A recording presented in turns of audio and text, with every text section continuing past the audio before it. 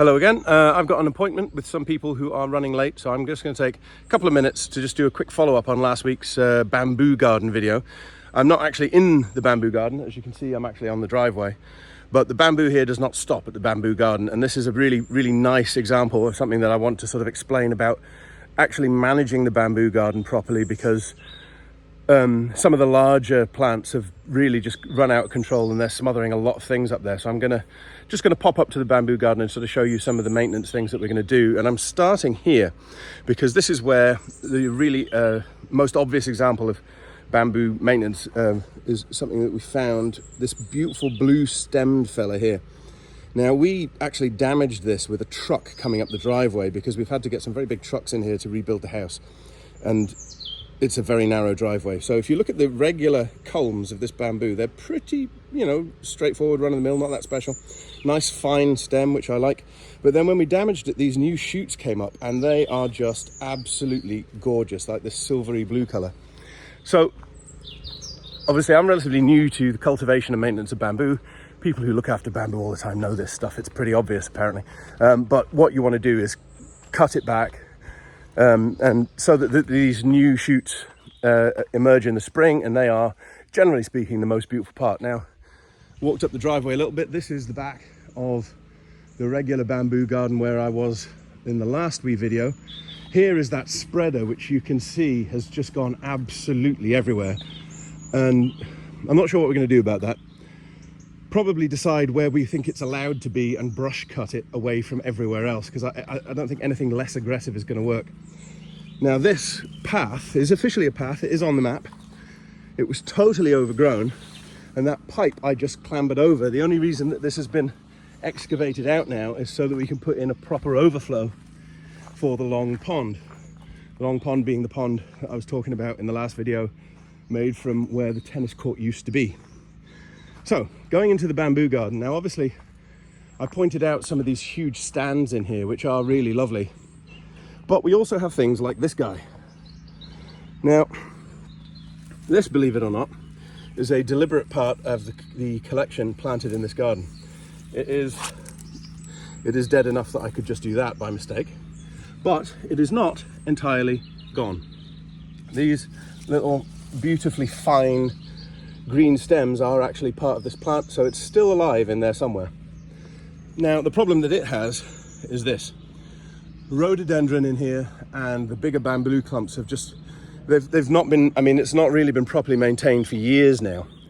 And so the more aggressive plants have just shaded everything out. So as you can see here, like, these paths are all starting to take place. They're all a little bit more curved and a little bit more organic, like I was saying, trying to take out that straight line.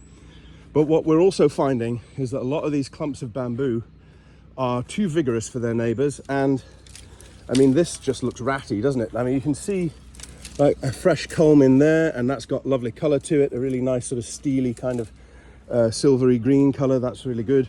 But there's a lot of this. And if you look up here, you see the same with the rhododendron. There's a lot of dead stems low down because the canopy is now so high that they don't really do anything. So I think we're going to have to come in and we're going to have to do a lot of restorative pruning, take out all of this dead material, take out all of the dead lower limbs of the rhodies, tidy things up a little bit, and hopefully that will then give things like that smaller stem bamboo a little bit more room to thrive. Now, this is sort of the center of the bamboo garden. As you can see, that is for something special, which we'll go into later. That bed is now nearly completely finished, and we're going to put a couple of bamboo, maybe 2 big clumps in there, I think. But as you can see, this is still a pretty tangled mess with a lot of dead material in there that we're going to have to go in and start to thin out. As you can see, like this from this rhodie, that's what happens as soon as these things get some light. Like, they just go crazy. So the little fine-stemmed bamboo at the start, I showed you a couple of minutes ago, I think we're going to have to move. This, on the other hand, there's a lot more healthy growth on this. Obviously, a lot of it's pretty nasty, but there's a lot of healthy growth on this.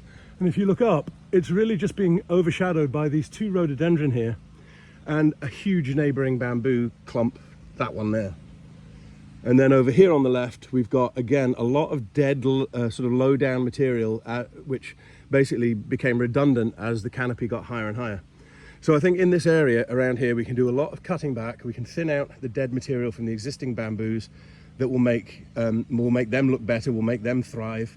And then also, hopefully give space to something like this, which looks dead as a doornail at the moment, but actually is very, very beautiful. And you know, these guys, I mean, you can see that there's a new culm emerging now, and it's really lovely. So I think basically, as Danny is building these paths and he's putting in this infrastructure here, I think we're going to bring in the garden team and we're going to start thinning out all of the bamboos and all of the rhododendrons that have basically overwhelmed, well, not only the whole space, but also a lot of the smaller plants in the area as well. So that's going to be our job for the next week or so, while these paths take place and while the special secret surprise, which I'll show you later, is arranged for the center of that little grove.